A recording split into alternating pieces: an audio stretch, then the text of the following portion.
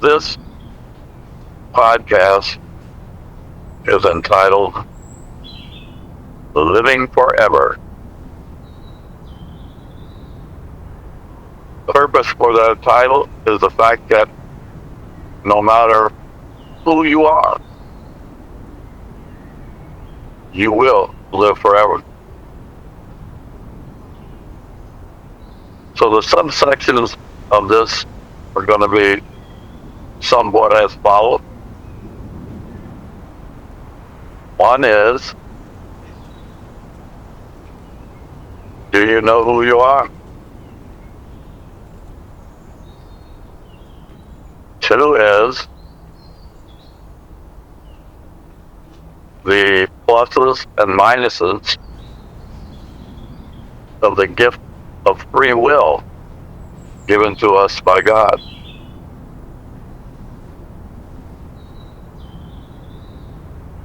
Another would be, do you actually know who Jesus is?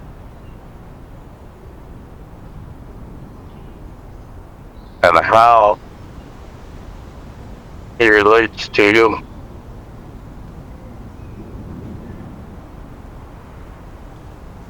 Uh, yeah, titles, but let's get started on the first one. Do you know who you are? Well, if you're free to move about,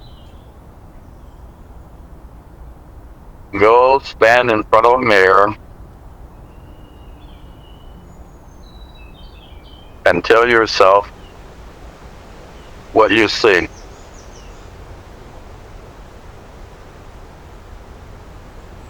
If you've decided that what you see is you, that's your first error. That's like going through a car wash at the end of which has a mirror that shows you how the car is being washed. And then looking at the car and thinking that the car is you.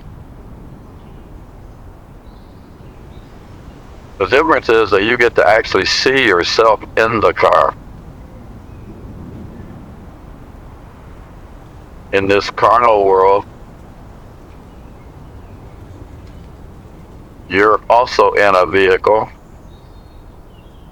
but you don't necessarily see yourself in the vehicle.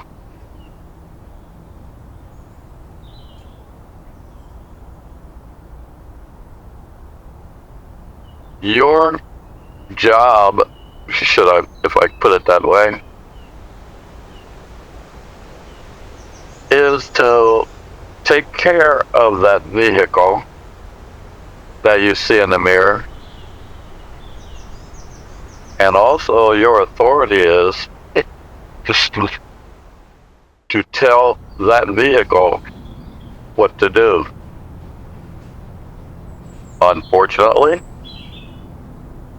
too many of us let the vehicle tell us what to do.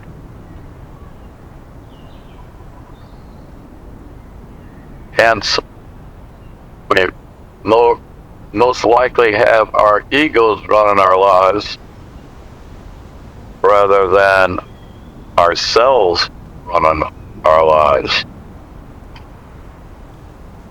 Now, just in case it hasn't become apparent to you as of yet,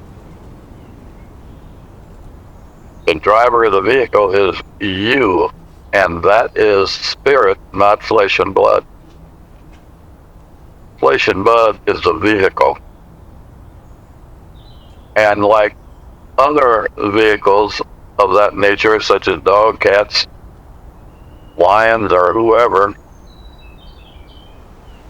they always seek their own desire, their own wants. Difference being that this vehicle that you see in the mirror, you really have authority over. If you don't bother to take authority, the Lord help you. And unfortunately, most don't take authority. They let that vehicle run them. So, consequently, you have individuals seeking what the body wants. Beauty, money, comfort, sex, power, all the things that are meaningless once that vehicle ceases to exist. And that which is the only thing that lives forever, which is you, your spirit, you have ignored.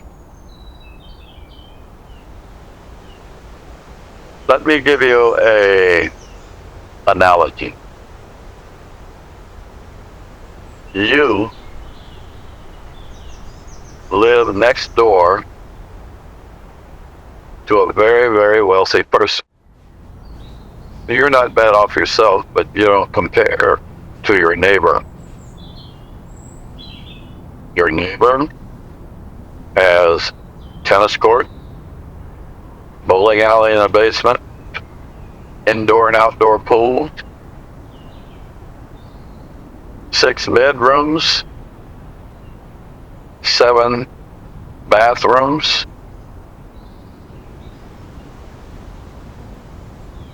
a family room with table tennis, pool table, chessboards. Your neighbor comes to you one day and says, "Hello, I am your neighbor and I am about to leave town for a while. And I don't know how long I'm going to be gone. But if you would be good enough to look after my house and properties, you can use them as if they're your own. You don't have to worry about bills, they're all being paid. You don't have to worry about landscaping, all that's being taken care of. All you have to do is keep an eye on it, and you can use it as your own." So, I might be back in a week. I might not be back for 10 years. I don't know when I'm coming back. The only thing I can tell you is that when I do come back, I want to reclaim my house right then, even if it's in the middle of a party. Do you understand? And you acknowledge that you do. So he leaves.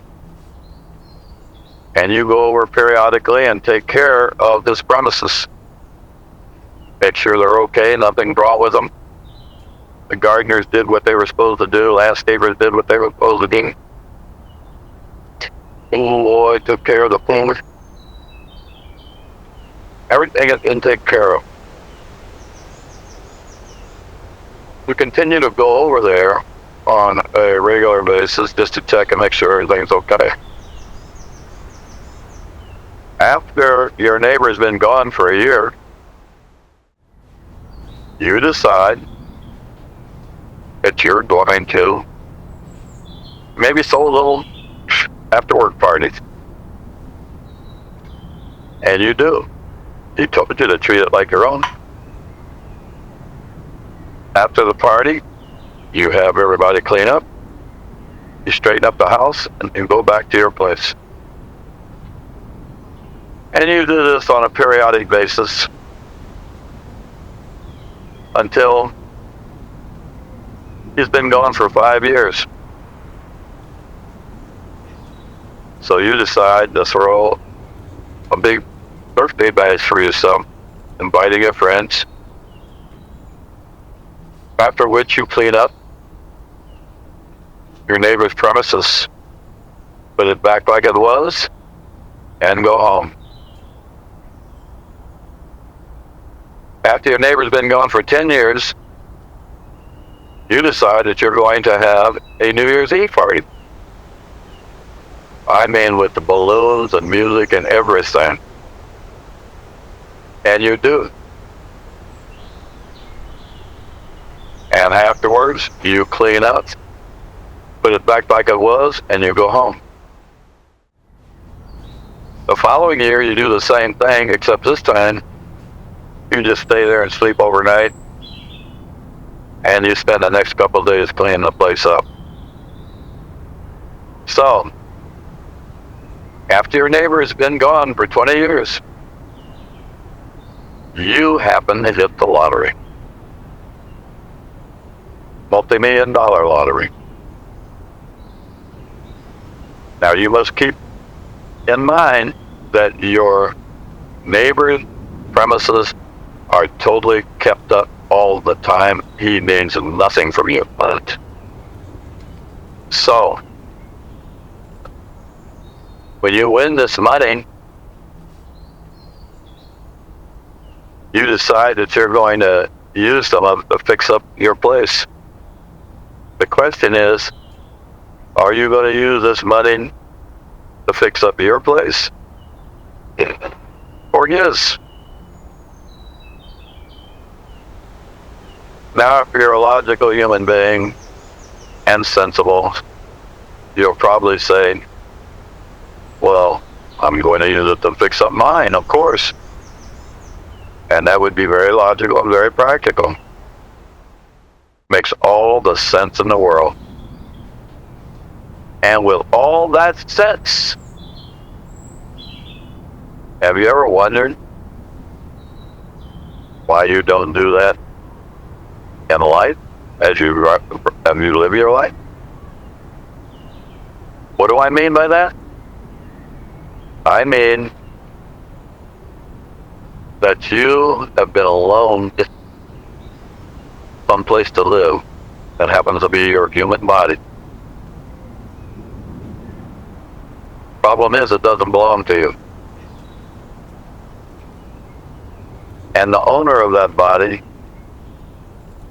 when he decides to come for it, is going to come for it, even if it's in the middle of a party. Yet you spend most of your time and energy and thought processes and money on that vehicle that's not yours. And the only thing that's really yours, your actual house, is your spirit. And probably you spend a little or no talent and energy cultivating it. So how can you be so logical from a carnal standpoint and so illogical from a spiritual standpoint? Give that some thought. And then we'll talk about the gift of free choice and its plus or minuses next broadcast. Have a good day and live forever.